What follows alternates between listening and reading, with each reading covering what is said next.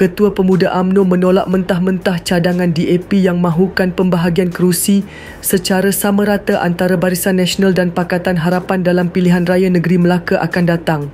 Cadangan ini muncul selepas akhbar China Press melaporkan bahawa 9 cawangan DAP di Melaka sebulat suara menyokong strategi 14+14, di mana setiap gabungan akan bertanding di 14 daripada 28 kerusi DUN.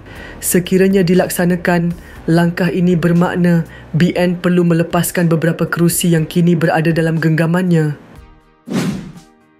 Ketua Pemuda UMNO Dr. Akmal Saleh tidak bersetuju sama sekali dengan cadangan tersebut. Jawapan saya kepada DAP mudah sahaja. Dulu rundingan kerusi semasa PRN 6 negeri, kamu cukup susah nak berikan kerusi kamu yang menang kepada BN ketika itu.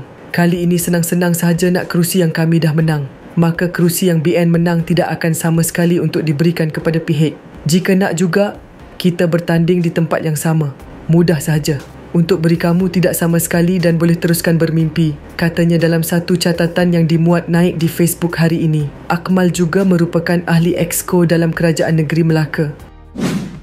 Mengikut laporan China Press, mesyuarat agung tahunan yang berlangsung pada 6 Mei lalu itu disertai lebih 100 ahli dari 9 cawangan DAP. Dalam pertemuan itu, satu resolusi diluluskan bagi menyokong pembahagian kerusi secara adil antara BN dan PH. Turut hadir dalam mesyuarat berkenaan ialah pimpinan utama DAP Melaka, termasuk pengerusi Ko Puai Tiong, naib pengerusi Leng Chow Yen, serta setiausaha penganjur Loh Chi Leong.